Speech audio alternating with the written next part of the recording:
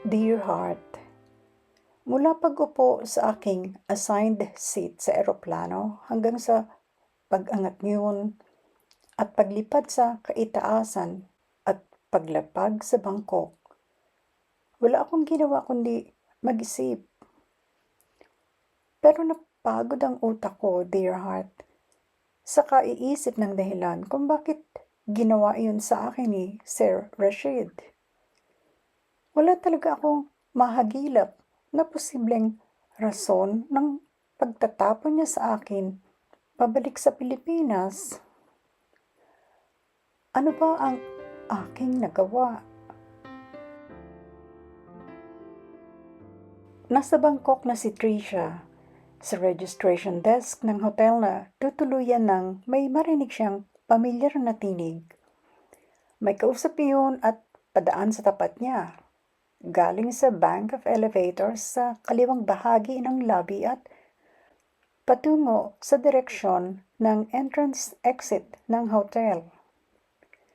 Tumigil si Tricia sa pagpirma sa hotel register para lingunin ang may-ari ng masayang tinig.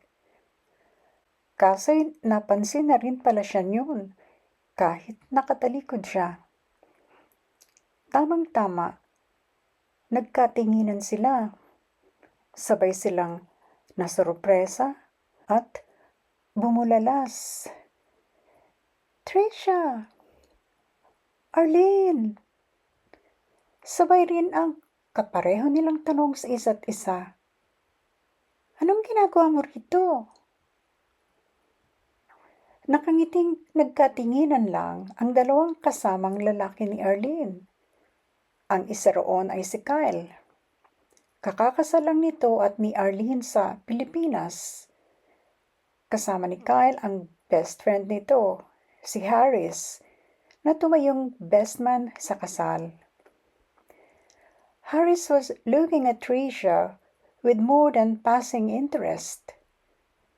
Kahit walang kaayos-ayos si Tricia at kahit walang forma ang loose silk pants at long-sleeved tunic-style na blusa, nagandahan ng byudo sa kanya. Nang umiyak si Tricia, kasabay ng isinagot niyang kung ano sa kaibigan. That was the exact moment nang ma-in-love si Harris sa magandang Pinay. Tricia looked so vulnerable and fragile, sasabihin ni Harris kay Kyle pagkaraan. And I simply wanted to be her knight in shining armor. Tiningnan si Harris ng kaibigan. Nakataas ang isang kilay ni Kyle.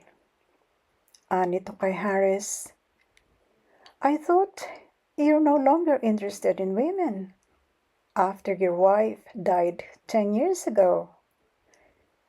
Ngumiti lang si Harris na kay Tricia na uli ang konsentrasyon nito. Hinintay lang ni Harris na matapos si Tricia sa pagrehistro sa hotel. Pagkuwan ay lumapit na ito sa kanila ni Arlene at hiniling sa huli na ipakilala sa kaibigan. Natunugan ni Arlene ang pagkaakit ng kaibigan ni Kyle kay Tricia. Pero for the time being ay inignora muna nito iyon.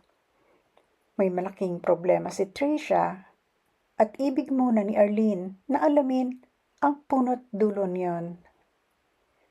Mabilis na ipinakilala ni Arlene si Harris kay Tricia na tumango lang na bahagya sa byudo bago bumaling ang una kay Kyle. Darling, sabi ni Arlene sa mister, is it okay if I talk first to my friend? You can join us for dinner. Masayang anyaya ni Kyle kay Tricia. And you and Arlene can talk while eating. Sumama ka na lang sa amin sa dinner, Tricia. Yaya sa kanya ni Arlene. Umiling si Tricia. Nakakaiyak ang mahaba kong kwento, Arlene. Tiyak, magtatanong sila kung bakit ako umiiyak. At saka maaga ang flight ko pa Manila bukas. Ayokong mapuyat. Baka malate ako sa flight. Ano nga bang nangyari? Usisa ni Arlene. Bakit biglaan ang uwi mo? Nangilid na naman ang luha ni Trisha. Sabi ni Arlene sa mister, "Please, I need to talk to my friend first in private." 1 hour, okay? Ani Kyle kay Arlene bago ito bumaling kay Trisha. "I know you're a very good friend of my wife, so please let me treat you to dinner since you missed our wedding reception in the Philippines 3 days ago." Tulad ni Trisha, on the way rin ang tatlo sa talagang patutunguhan. Papuntang UK ang tatlo. Doon ang honeymoon ni na Arlene at Kyle. Si Harris ay taga-England at pauwi na. Titigil ng 2 nights sa Bangkok ang tatlo bago dumiretso sa UK. Kadarating lang ng mga ito sa Bangkok a few hours ago. Umuo si Trisha sa dinner invitation ni Kyle. Sa hotel room ni Trisha sila nagkwentuhan ni Arlene. Question muna, Trisha. Bakit hindi mo nalang sinabi kay Madam ang totoo? Noong first time na gusto nitong tikman ang asawa mo. Sabi ni Trisha, "Ang worry ko, Arlene, pareho kaming tatalsik sa trabaho ni Alex.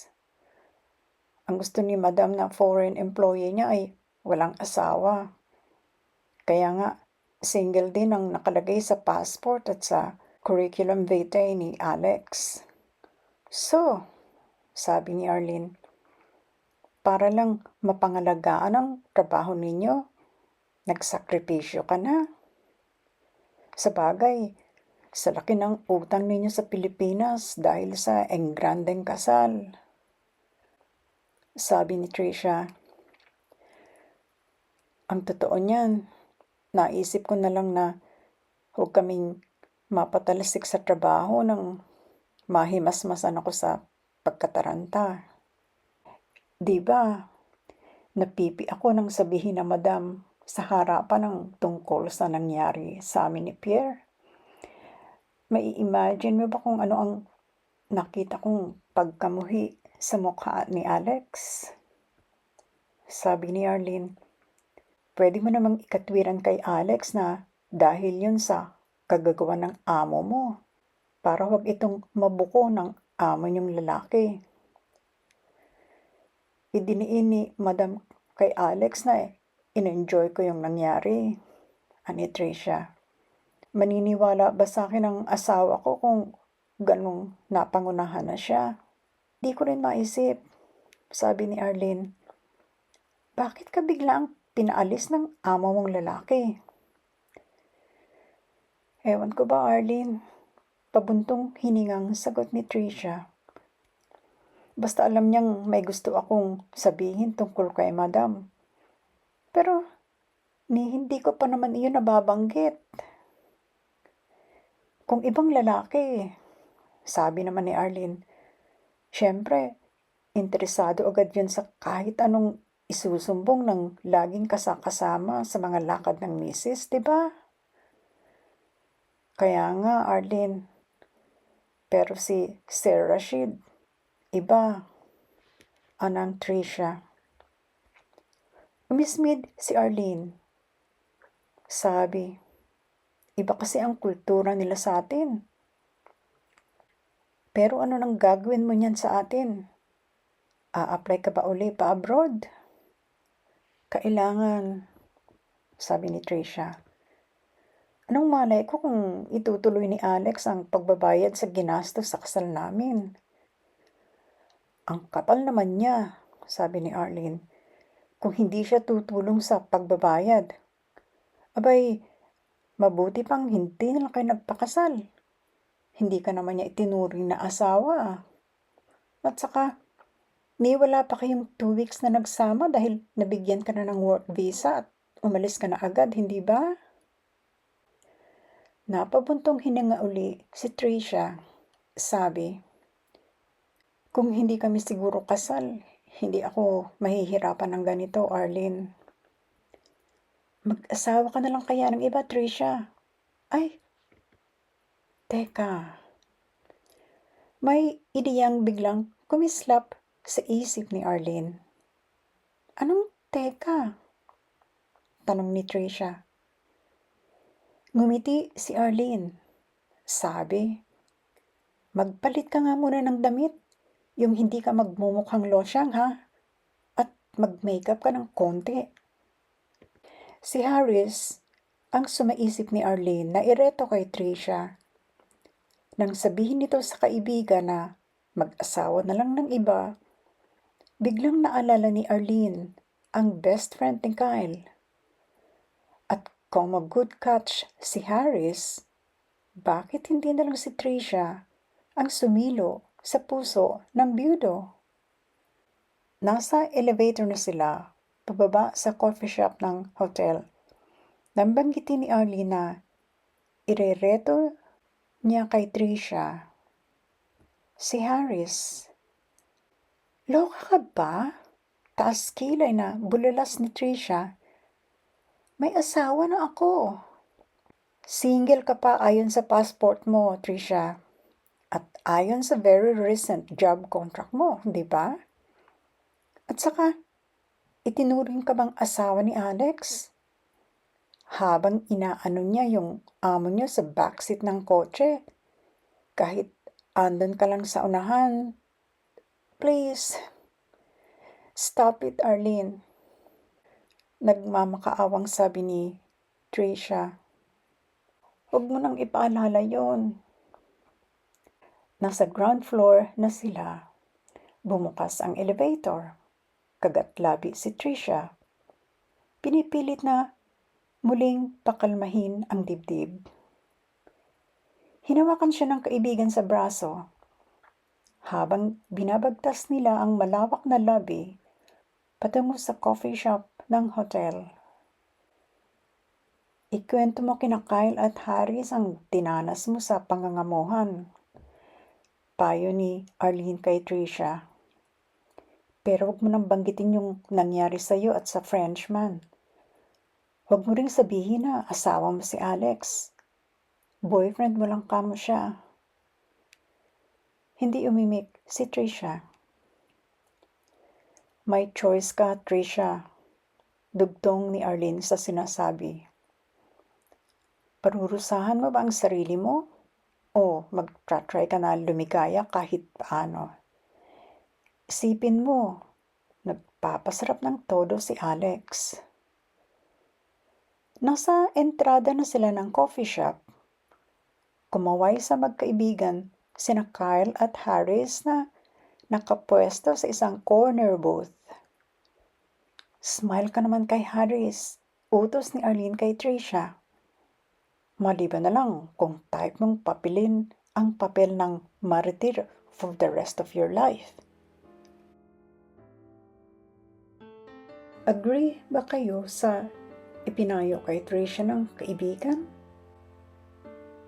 At sapat ba naman ang nadamang attraction ni Harris kay Tricia? Sa totoo lang, malaki, napakalaki ang papel na gagampanan ni Harris sa buhay ni Tricia. Abangan